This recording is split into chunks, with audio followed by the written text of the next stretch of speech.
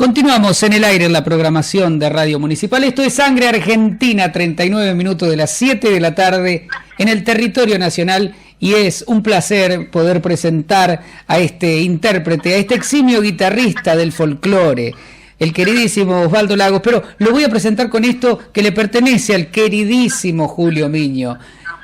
Llave mozo, crúcese de hacer retozar la plata y no haga sonar de gusto las cuerdas de una guitarra, que a ningún sentenciador se la venden las calandrias. Guitarrero, guitarrero, tome y traiga. La suerte como que es perra nos da de mamar enseñanzas. Ande andará porque pagos el gaucho de las calandrias. Osvaldo Lagos, buenas tardes. Rodrigo Migueles. Buenas tardes, hermano, un enorme gusto, gracias por la invitación. Qué lindo saber que se están haciendo cosas culturales en Carlos Tejedor, un gusto. Bueno, el gusto es mío, la primera vez que estamos en comunicación acá en Sangre Argentina, dispuestos a charlar un ratito y a intercambiar un poco de folclore, porque el folclore de Córdoba, el folclore de Uruguay, es diferente al folclore de nuestra región. Por eso vamos a charlar un poco, Osvaldo. Sí, con todo gusto, con todo gusto. Decía Adolfo Pozo, un payador italiano, América cantada es una sola. Claro. Y eso habla de mucha historia que está documentada no solamente en eso, sino en nuestra América morena, ¿no? Claro que sí, claro que sí. Osvaldo, para comenzar esta parte de las entrevistas, le voy a preguntar quién es Osvaldo Lagos para usted y qué significa ese nombre. Yo puedo usar adjetivos, puedo utilizar un montón de términos, como dije recién cuando lo presenté, pero para usted, ¿qué significa? Yo creo que un trabajador de la cultura, un guitarrista, autor y compositor afrodescendiente que conserva los lineamientos y principios fundamentales de lo que es la cultura popular y le mantiene un respeto muy profundo. Básicamente creo que va por ahí. Uh-huh. Los méritos van por otro lado, imagino. Bien. ¿Cuándo se cruza? Bueno, sabemos que viene de cuna con el tema del folclore y demás, pero ¿cómo se cruza el folclore ya en un momento en el que digo, bueno, la verdad voy a tomar la decisión de ser folclorista o de seguir este camino? Yo lo que tengo como camino transitado en realidad es muy incipiente. Yo a los 6 años a los 5 años ya estaba con profesores de guitarra. A los 7 años ya había terminado mi profesorado, y por historia familiar, por parte de mi padre, Waldemar Lagos, payador oriental, por parte de mi abuelo materno, Jorge Frías, un músico fundamental de la música napolitana del Oriente, estaba al lado y al conjuro de las músicas. Un poco más, quizá, el conjuro de las guitarras payadoras por parte de mi padre, ¿no? Uh-huh. Entonces yo creo que hay un camino transitado en donde cosas aleatorias, gente del deporte o de lo que serían los estudios primarios y secundarios, me llevaban de una mano y la música iba al lado siempre. Entonces, lo que se dice la vida perdurable, ¿no? La misma música ha sido la que me ha llevado de la mano toda la vida. Claro. 42 años. Uh-huh. Uh-huh. Osvaldo, yo le iba a preguntar por qué músico, pero ya lo acaba de mencionar desde chiquito, ¿no? Yo creo que no quedaban más vueltas, ¿no? Simplemente seguir esta línea marcada y tan pronunciada encima, viniendo de un hombre como Waldemar, ¿no es cierto? Que ya venía con un camino recorrido y aparte no solo de ser payador, sino de ser uno de los grandes poetas también. Claro, con un camino que yo digo siempre que el conjuro de la guitarra payadora, y eso es de alguna manera inevitable, ¿no? Como cualquier género que se transita, pero que uno mantiene en esencia, que puede ser milonguero más allá de transitar por distintos estratos musicales, distintos géneros, hace que uno tenga una marca, ¿no? Decididamente milonguera.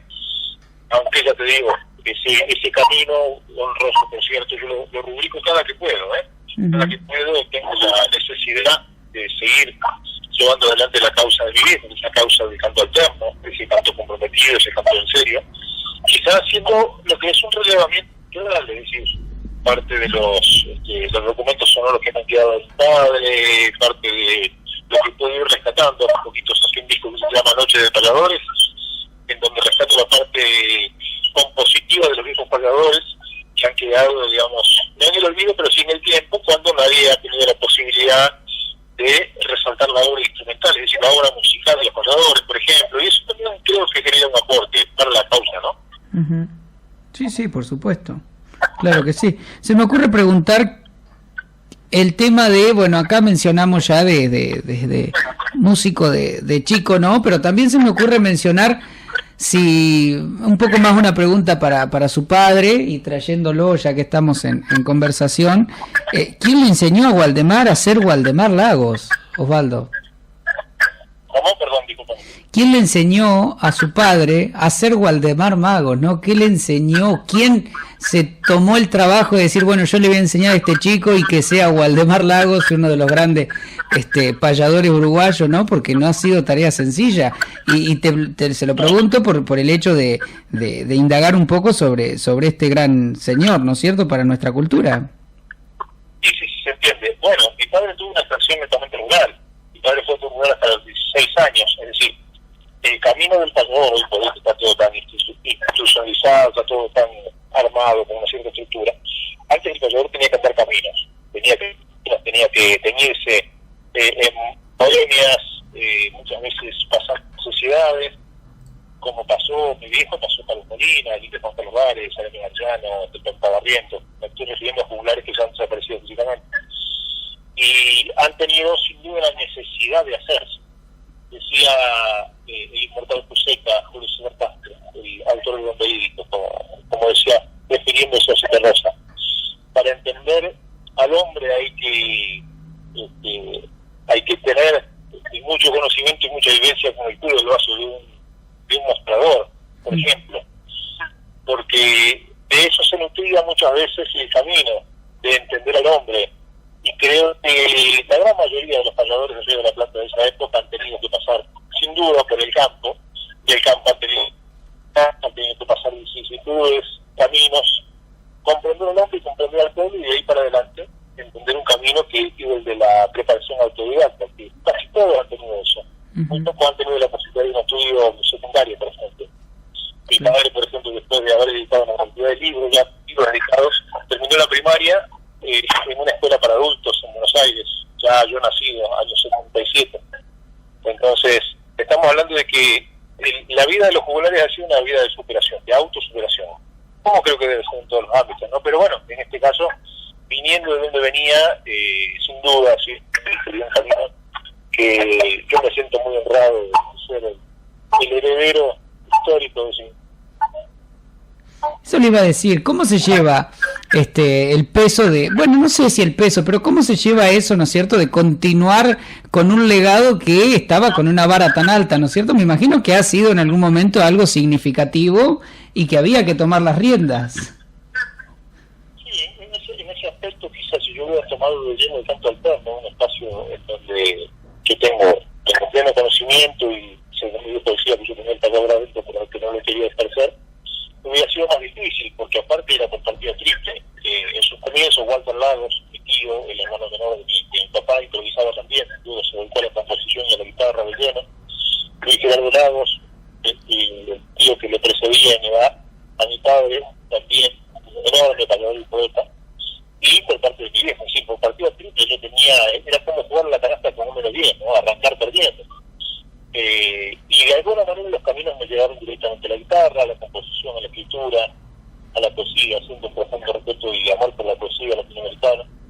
Y me gusta ir llevando ese camino en donde entiendo que puedo desde mi lugar representarlo, pero hubiera sido muchísimo más difícil el arrancar con ese peso desde el canto al teatro. Sin duda que la gente no vincula directamente con los lados, de algunos lados que anduvieron a principios de los 50, fines de los 60 por acá, por la zona, fundamentalmente por la provincia de Buenos Aires, casi llegando a la zona de Pastel y Dolores, Santa Teresita, por allá, donde hacían las giras a caballo.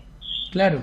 Ellos hacían giras a caballo porque había que hacer los boliches, había que meterse en los puestos, que la gente las conozca, porque en ese momento CX4 Radio Rural, donde tenía sendas orientales, y llegaba sin duda a la peonada, la radio era dueña y señora del éter, de la información, y entonces bueno, desde ese lugar ellos también tuvieron una etapa en donde la gente los conocía, pero no los conocía personalmente.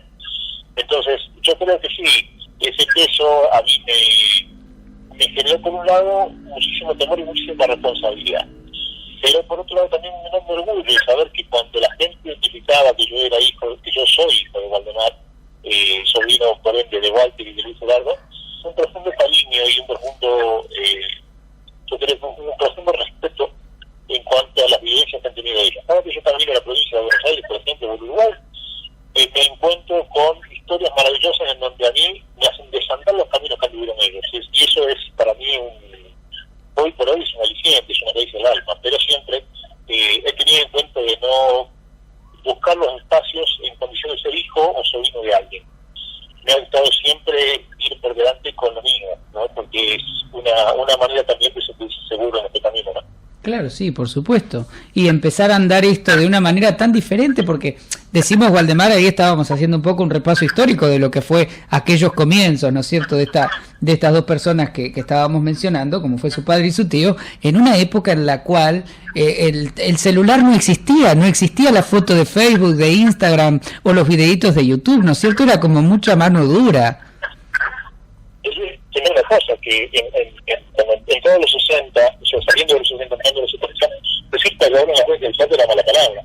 Claro. Y lograr un espacio televisivo radial era algo que era una utopía para la causa. Y eso yo lo viví en carne propia desde mi propio lugar, porque mi viejo se exilió en el 70 y pico, yo nací, nos tuvimos que volver para Bolivia, mi madre era boliviana. Entonces, sí que lo vi. Y vi todo lo que costó. Y sin embargo, sabiendo lo que implica un camino que muchas veces he tenido en cuenta de la parte negativa, por la ideología, por los pensamientos, aún así lo asumí como tal. Yo me hice cargo de ese espacio y ese camino artístico, entendiendo de que podían haber malas y de las mejores, pero también entendiendo de que el camino de dejar un contenido de calidad. ¿Se corta? ¿Hola? Se cortó. ¿Hola? A ver, vamos a probar. Ahí estamos de nuevo, a ver. Perfecto. Bueno, no sé hasta dónde se cortó, pero decía que sí, para mí es una gran responsabilidad el llegar y sostener un legado de la cultura popular, justamente, ¿no? Con este camino, un camino de la responsabilidad y fundamentalmente el respeto por lo que es un movimiento cultural latinoamericano. Claro, por supuesto. Tomar las riendas de esta cosa imponderable que se llama la Argentina, dijo Marvin, ¿no? Y creo que es un poco también, porque resumiendo el saber del pueblo, resumiendo este folclore, esta tradición, es un poco resumir un pedazo de Argentina. Y llevarla adelante como una bandera es algo realmente maravilloso. Decimos Waldemar Lagos, payador uruguayo, pero más bien argentino. Estamos ahí medio en disputa, ¿no? Sí, tenía una cosa, y era quizá algo que llevaba la sonrisa, pero también la reflexión. Decía, para ser un buen es muy fundamental. ¿Qué pasó? Perdón, no se está escuchando, no se escucha. A ver ahora. Sí, se va la señal. ¿Se escucha bien ahora? Sí, se escucha bien ahora. Bien. El paso tenía que para hacer que sea un poco argentino. Y ese ¿Hola? No, vamos a llamar nuevamente. A ver, vamos a probar nuevamente.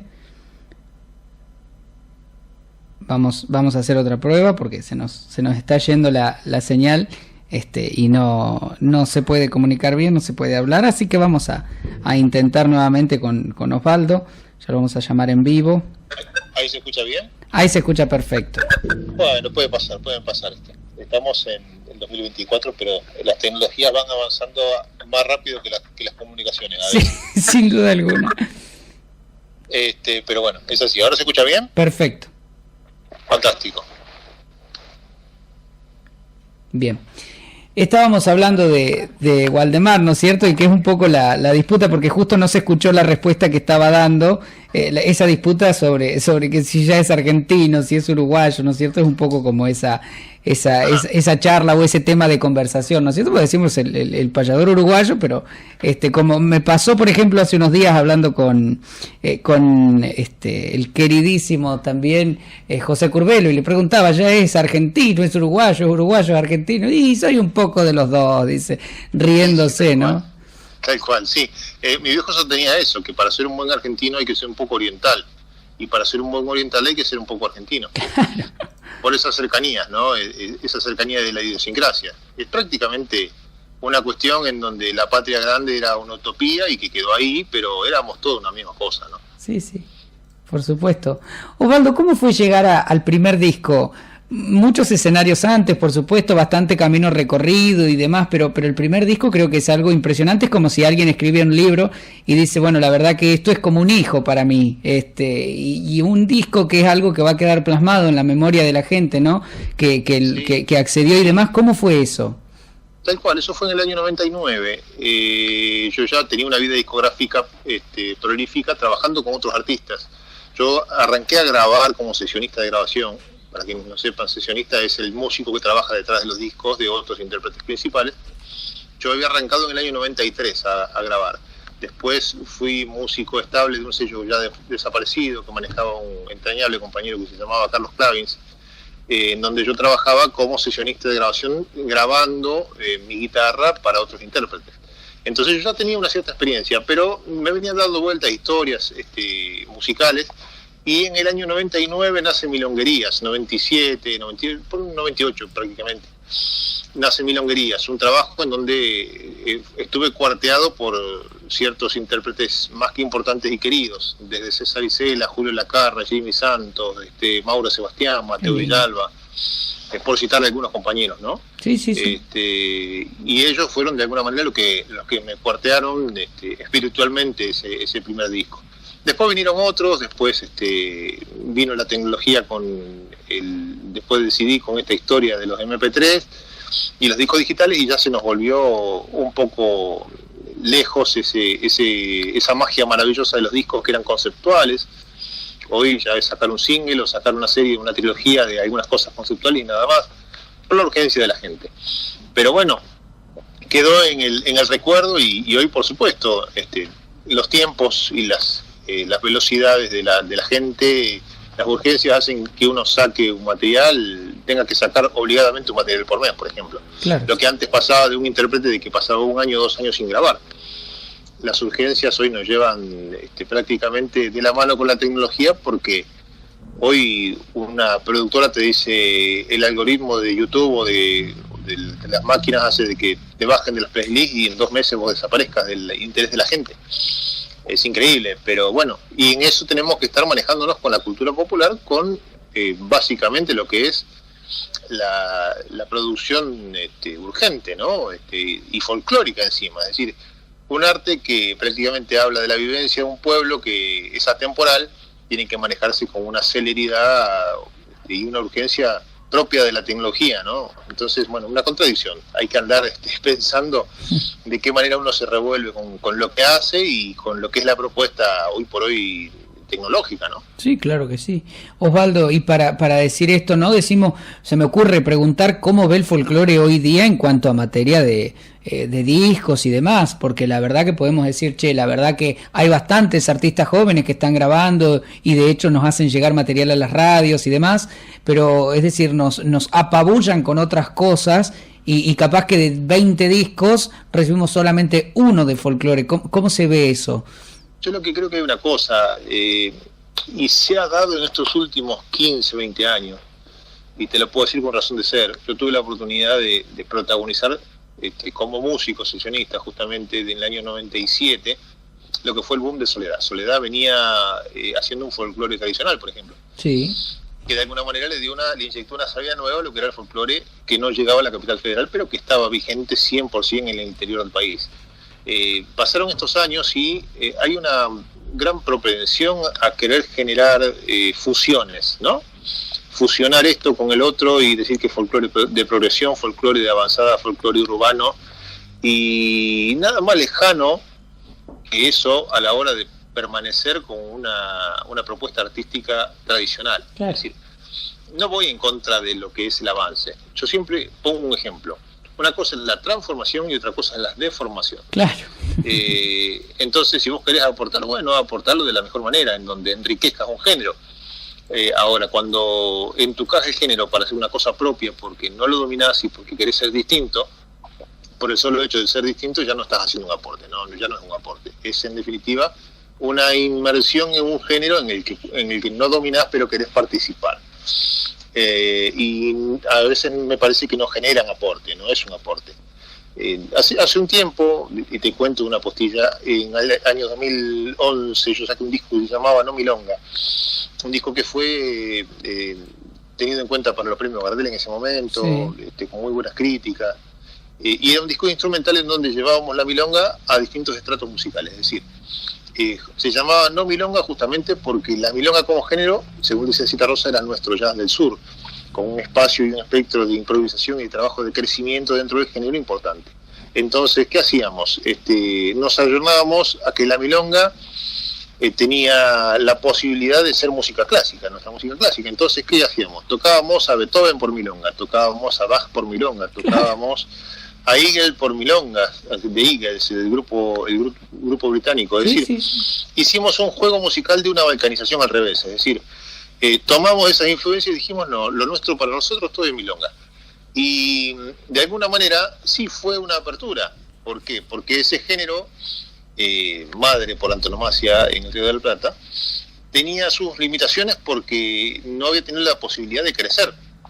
Y creo que fue un aporte, creo que fue una creación, porque de ese lado, por ejemplo, en ese disco, estaba Beethoven, Bach, el triunfo agrario de César Isela y Tejada Gómez, estaba The Eagles con Hotel California en una versión de milonga, sí, estaba Mateo Villalba tocando una milonga haciendo un curuzucuateño, es decir, estábamos hablando de música popular tradicional, folclórica, sin la necesidad de decir vamos a hacer tal fusión, no, esto es milonga y esto es chamarrita y esto es candombe, y tenía un asidero que era el que estábamos buscando, es decir, darle una posibilidad musical a un género que todos daban por extinto, es decir, como dice Jaime Ross, hay géneros y hay canciones y hay músicas que están esperando la extrema unción, y lo que nosotros no queríamos justamente era eso, no era que tuviera una savia nueva también el género musical. La milonga, básicamente, los géneros tradicionales bonaerenses, buscando eso, ¿no? Vincularnos directamente con el avance y con el crecimiento. Claro, qué maravilla. Y que haya tenido tanto éxito ha dejado muy buena o ha dejado una buena impresión dentro de la gente, ¿no es cierto?, que empezó a consumir ese tipo de milonga o esa formación maravillosa que han creado, porque realmente es una creación, Osvaldo. Sí, yo creo que también, eso de la mano también vino justamente con el antagónico de haber trabajado desde el 2003 con el Cuarteto Citarrosa en Uruguay, ¿no? Claro. Que es, digamos, por excelencia, el concepto milonguero instrumental del Río de la Plata, sin duda. Entonces yo desde el 2013 ya estaba trabajando con el Cuarteto Citarrosa, y al decir del recordado Silvio Ortega decía, al cuarteto lo tiene que entender desde el verdulero hasta el ingeniero atómico.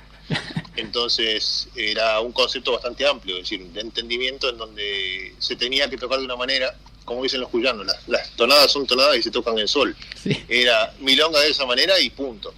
Entonces está bien, porque era la mejor manera de preservar un género. Quizá no milonga, ese antagónico al cual me refiero, fue la idea de buscarle un punto en donde también hubiera otra opción de darse cuenta de que el género crecía, ¿no? Sí, por supuesto.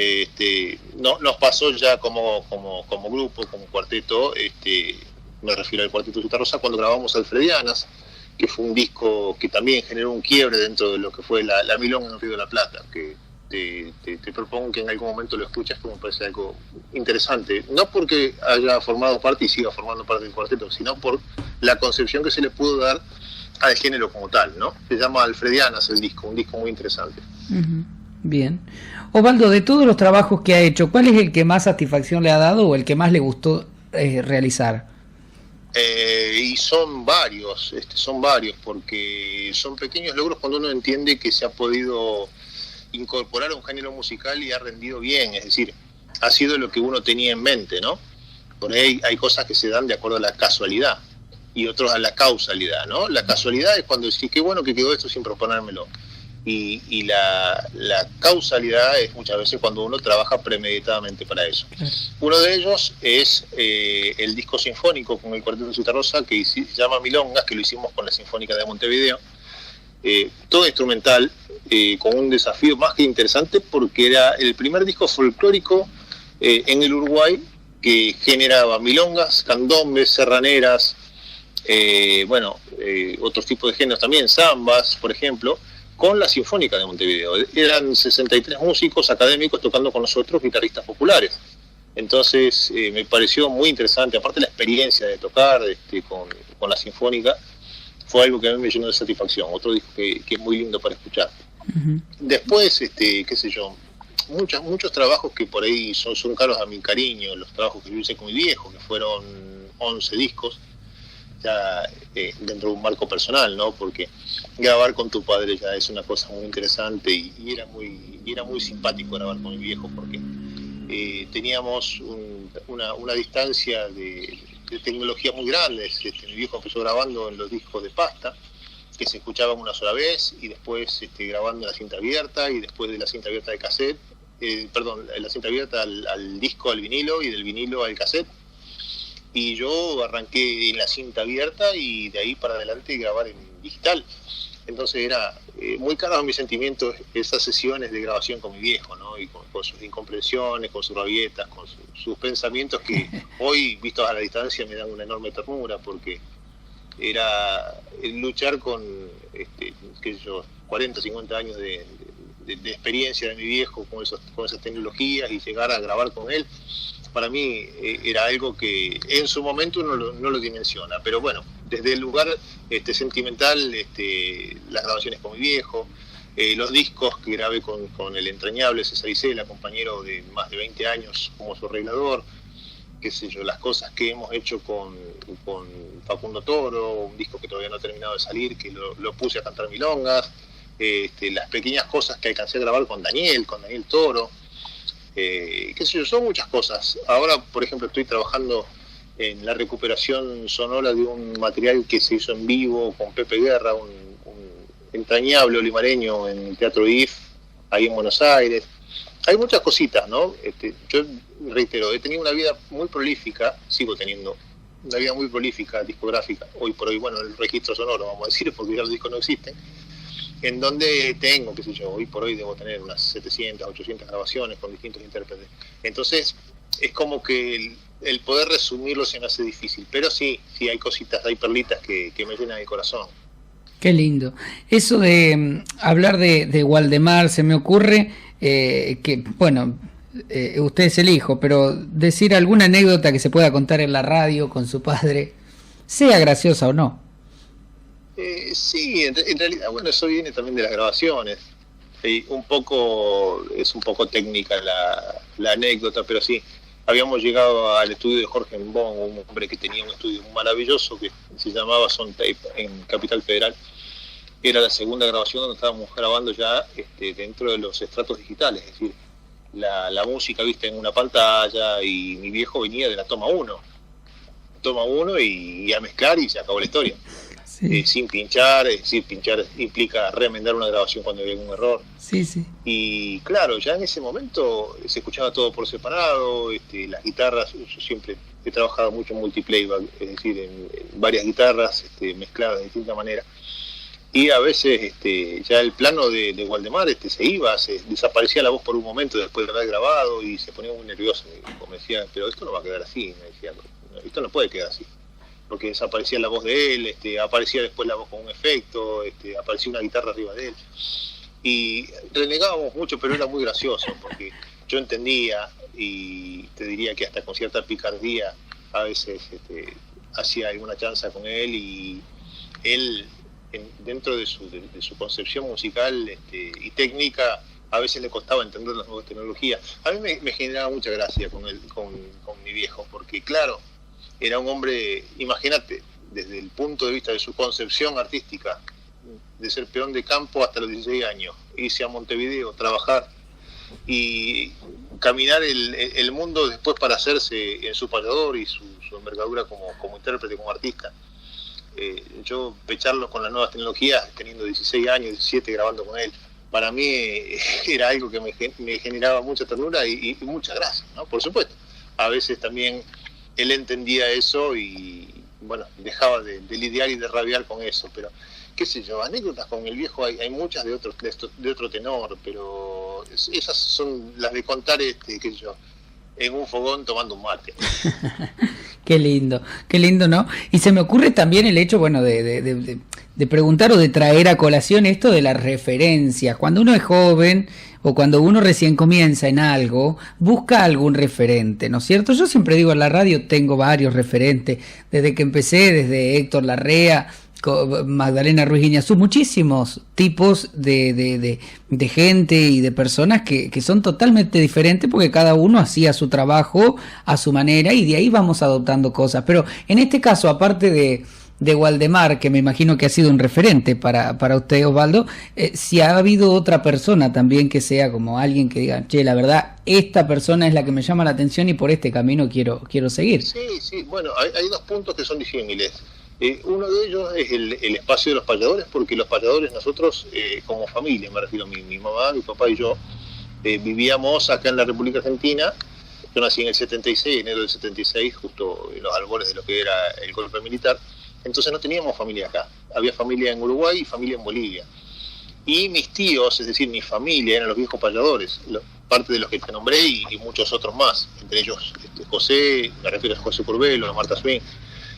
Todos ellos eran mis tíos, es decir, influencia cultural, filosófica, qué sé yo, histórica, por los payadores, sin duda, porque me formé a lo de ellos. Musical también, parte de Walter Lagos, que también te decía, mi tío que se volcó definitivamente la guitarra y la composición, pero para mí era algo común, por ejemplo, que cayera Oscar del Cerro a Radio Belgrano, cayera Antonio Tormo a la madrugada del Rincón de los Payadores en Radio Belgrano, Radio Argentina, que cayera Víctor Velázquez, que cayeran, qué sé yo, Argentino Ledesma, que cayeran esos nenes que para mí eran tíos, amigos de papá, y para mí eran referentes totales después cuando uno se va dando cuenta, de decir, ¿cómo puede ser que yo he estado tomando leche chocolatada, escuchando las filosofías de, qué sé yo, de Víctor Velázquez con mi viejo a las 4 de la mañana en el bar La Tola? Claro. Entonces, claro, para mí era normal, era común, quizá un encuentro con Antonio Tormo en algún otro momento hubiera sido distinto, pero yo con Antonio Tormo grabé a los 16 años y Antonio tenía 80 y pico. Entonces, referentes muchos, Mateo Villalba, Lucho Méndez, qué sé yo, Jaco Monti, Carlos Ríos, el autor del Poncho Agujereado. Claro. Por citarte alguno, ¿no? Juancito el Peregrino, qué sé yo, el Coco Díaz, que hasta el último momento me decía sobrino, nos tratamos de sobrino y de tío. Entonces, muchísima influencia por distintos lugares, ¿no? Musicales. No puedo definirte una sola influencia, pues sería ser ingrato con todos los demás, con quienes yo sin duda sigo aprendiendo. Con los que están contemporáneos sigo aprendiendo, y con quienes ya no están físicamente, guardo en mi memoria las mejores enseñanzas, que por ahí son cosas pequeñas. La enseñanza no se mide por la grandeza del aprendizaje, sino quizá por el momento justo en donde uno tiene la oportunidad de aprenderlas, ¿no? Y eso te pasa cuando sos chico, que tenés la capacidad de absorción, de entender o de escuchar alguna cosa y que te perdura en el tiempo. Claro. Eso es maravilloso porque te hace capitalizarla con el tiempo, ¿no? Sí, Ese es el verdadero interés del aprendizaje. Cuando se te ha quedado en la memoria y vos empezás a darle vuelta en algún momento de tu vida y te das cuenta de lo que te dijeron, y decís, la pucha, mirá lo que me dijo este hombre. Qué lindo, ¿no? Recién un poco, o sea, cuando empecé el programa hablaba de Julia Elena Dávalos y de estas charlas que tengo con ella, ¿no? Que es una maravillosa intérprete, que ya está alejada del canto, pero todavía nos regala, o en este caso me regala esa filosofía a través de mensajes o de audios, ¿no? Que yo después comparto con la gente y digo, qué maravilla, esa riqueza que uno va coleccionando, entre comillas, ¿no? Y va tomando dimensión mediante va pasando el tiempo. Totalmente. Me pasa lo mismo con Perla Aguirre, con la hija de Arsenio. Ay, que sí, hermosa. Divina, sí. Que me prologa mi libro, me prologó un libro que saqué hace un par de años, que es un poco un anecdotario biográfico. Me lo escribió ella, el prólogo, me lo prologó ella junto con Marcel Chávez, compañero histórico del Cuarteto Zeta Rosa. y cada que podemos nos mandamos mensajes, de esos mensajes que son mensajes de 6-7 minutos, ¿no? Claro, Donde sí, uno entiende que ahí está lo interesante cuando uno se pone a escuchar detalladamente cada historia. claro. Sí, sí. Así que sí, entiendo que es así, que la mejor manera de capitalizar el aprendizaje es así, ¿no? Resaltando siempre lo que uno tiene con esta gente que ha vivido antes que nosotros tanto camino, tanta vivencia. Qué lindo. Osvaldo, ¿de qué está arrepentido en este camino del arte? ¿Hay algo de que se arrepienta? A ver, arrepentido no, siempre me quedan cosas por realizar, decía mi viejo. Mi viejo murió en el 99, en mayo del 99. Sí. Y antes de que marzo, abril, él nunca me dijo que sabía que se iba a morir, pero sabía que se iba a morir, entonces me dice, me quedan muchas cosas por realizar. Y eso también me quedó como aprendizaje, porque siempre si uno sabe que se va y te quedan cosas por realizar, quiere decir que vos tenés no que arrepentirte, sino cosas por avanzar. Arrepentirte a veces te echa un paso atrás. Pero me arrepiento por ahí de algunas oportunidades que, si hubiera sido especulativo, las hubiera aprovechado. En algún género, en alguna cosa, alguna historia, ¿no? Quizá volcándome a lo comercial. Ahora me doy cuenta de que esa lucha anticomercial puede llegar a generar un error hoy por hoy dentro del materialismo que nos nuclea en la sociedad, ¿no? Pero entiendo que tampoco nunca es tarde. De haber perdido oportunidades, sí. Creo que haber perdido oportunidades en donde podría haber posicionado lo que es mi arte en otros lugares, capaz que de eso me arrepiento, decir, pucha, tendría que haber tenido en cuenta esto. Pero no, yo siempre he sido muy honesto con mi arte, y eso de alguna manera me marcó. ¿Sabes por qué? Porque me doy cuenta de que yo no he buscado el éxito. Mi camino musical, mi camino artístico, mi camino de composición no ha sido, como decía Pepe Guerra, a propósito. No ha sido con un propósito en particular, ha sido trabajo. Es decir, al paso de estos 40 años me doy cuenta de que el camino ha sido transitado porque tenía que ser así, no buscando el éxito, no buscando la complacencia, ¿me explico? Sí. Entonces, como decía el Pepe, yo no creo en la canción a propósito, no creo en el concepto a propósito artístico, sino con la creación verdadera, que es la que perdura en el tiempo. Claro, qué maravilla. Claro, en el arte efímero no, porque me doy cuenta de que eso tiene una fecha de vencimiento. Nosotros como músicos, como artistas, tenemos la posibilidad de manejar la maquinita del tiempo, hacia adelante y hacia atrás con la evocación. Claro. Pero ¿qué es lo que permanecemos nosotros? Nosotros vamos a trascender nuestra historia musical si hacemos las cosas como deben ser para dejar un mensaje 30, 40, 50 años después de que partamos físicamente. Si tenemos la suerte de encontrarnos con que el pueblo siente suyas sus canciones, nuestra música, nuestro arte, y tal vez terminar formando parte de alguna plazoleta, formando parte de alguna biblioteca que por hoy ya están medio en desuso. Sí. O quizá en el mejor de los casos por ahí en alguna sala que tenga el nombre nuestro. Esa es nuestra manera de perdurar, porque después nuestras canciones van a caminar solas, después de los 50 años de que partamos físicamente, van a quedar en el libre albedrío de la documentación autoral, y vamos a hacer en definitiva recuerdo. Y ahí te quiero ver, ¿no? Atahualpa, claro, perdón. Sí. Atahualpa decía que las canciones, después de un tiempo, o él estaba con la necesidad imperiosa de que las canciones se conviertan al anonimato, ¿no? Y que ya nadie se acuerde de su nombre, sino de que un paisano la tararé dentro de 100 años de que él ha muerto, dice que eso era el galardón máximo que puede existir para los poetas o para los artistas. Es cierto. Decían los poetas, ¿no? ¿Qué más quisiera yo que escribir para el pueblo? Y cuando eso pasa es maravilloso. Le decía hace un tiempo a Marcel, mi compañero ya de años del cuarteto, le digo, ¿sabes dónde está el problema? ¿Dónde está el problema? Al menos para lo que es lo cotidiano, ¿no? El trabajar, el vivir de nuestro propio sustento con la parte artística. El problema, le digo, ¿sabes dónde está? Le digo, cuando empezamos a hacer referenciales, cuando vos empezás a ver chicos chicos que están tocando tu música y están buscando emular, le digo, cuando empezamos a hacer referenciales, le digo, vamos a dejar de trabajar musicalmente. Es decir, tiene su precio eso también, ¿no? Van a empezar a vernos como referenciales y van a decir, estos que ya están entrando no a la vejez, sino a la madurez del segundo aire, digamos, digo, nos va a costar empezar a trabajar. Digo, vamos a pagar el costo de hacer referenciales, pero digo, cuando empezamos a hacer referenciales del todo, digo, guarda porque ya estamos en la memoria de la gente, pero se nos va a complicar un poco en la otra parte, ¿no? Que es la parte del sustento. Claro. Pero bueno, son costos, ¿no? Me imagino que son costos del propio camino. Sí, sí, por supuesto, es parte. Osvaldo, para mí es un placer tenerlo acá en Sangre Argentina. No sé si ha estado en Tejedor alguna vez. Mira, tengo una deuda de honor con toda mi familia por parte de mi esposa. Son todos de Tejedor, ¿sí? Se han afincado acá en Jesús María. Toda la familia Managó, a partir de don Carmelo Managó, mi suegro, un ser entrañable que partió hace mucho tiempo, no hace mucho tiempo, hace un par de años, a sus jóvenes 97 años, Soguero el hombre. Tengo prometida la visita a Tejedor. He andado por América tocando ahí en un encuentro de paladores que yo fui. Este año se hizo. Los Mansos hicieron. Exactamente. Estuve, sí. Exactamente, bueno, estuve cerquita de Tejedor, pero no tuve la oportunidad de ir y tengo que ir con tiempo. La verdad que para mí es muy interesante, primero porque tengo ya, hasta el tengo parientes que quiero ir a conocer. Claro. Y no he tenido la oportunidad de ir a Tejedor, pero sé de la historia que tiene Tejedor, de ese camino tan criollo, tan tradicional, porque lo pude palpar de mi suegro, ¿no?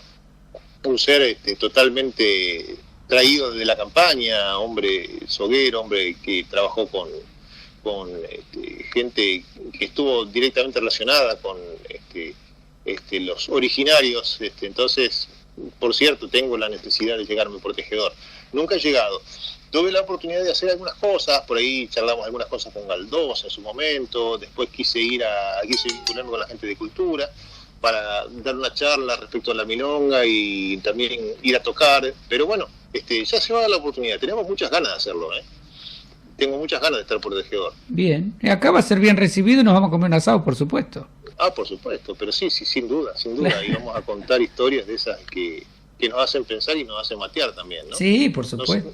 No solamente con el asado. No, por supuesto. Osvaldo, yo no quiero hacerlo perder más tiempo, hemos charlado bastante. Simplemente pedirle algún consejo para esa gente que lo acompañó en sus comienzos, lo acompaña en la actualidad y por supuesto lo hará por esta conducta que ha tenido con nuestra música, con nuestro acervo popular, con esta canción nacional que nos representa. Un mensaje simplemente como usted guste, de la forma que usted quiera, y los micrófonos son suyos, por supuesto. Sabes que Alejandro Gil sostenía una poesía maravillosa, más allá de no ser yo quien da consejos, porque lo cierto es que camino, como decía el dicho, caminantes somos y en la huella andamos, ¿no? Arrieros somos y en la huella andamos. Pero lo interesante de todo esto y de caminar es siempre tener la mano tendida para quien viene detrás nuestro. Entonces, al decir de Alejandro Gil, decía, tiende tu mano al vecino, aunque sea por elegancia, que no todo sea ganancia a lo largo del camino.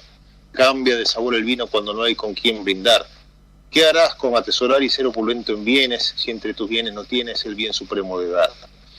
Esa es la mejor manera de decir, estamos caminando, seguimos caminando, pero no nos olvidamos de quien vienen detrás nuestro, porque esos son quienes van a tener la continuidad de lo que nosotros vamos haciendo. Claro que sí, qué lindo mensaje, Osvaldo. Un placer enorme, ya ahora forma parte de Sangre Argentina, este programa sencillo, pero que bueno, intenta de a poco reivindicar nuestra música popular todos los días en esta radio, así que bueno, bienvenido al equipo de Radio Municipal y de Sangre Argentina, y bueno, agradecerle por esta nota, por esta charla tan linda y enriquecedora que hemos tenido. Pero muchísimas gracias y bueno, estoy a disposición para lo que necesiten desde este lado. Yo resido aquí en Jesús María ya hace prácticamente 12 años, un poquitito más capaz, pero camino y anduve viviendo por la provincia de Buenos Aires, en Ezeiza, un tiempo, estuve por La Plata también otro tiempo. Entonces entiendo la idiosincrasia y para quien necesite alguna cosa de estos lados, estoy a disposición. Muchísimas gracias, Osvaldo, un abrazo grande. Muchísimas gracias a ustedes por la oportunidad de charlar con ustedes y de acercarme a la gente de Tejedor. Un abrazo grande. Un abrazo grande, muchísimas gracias. Adiós.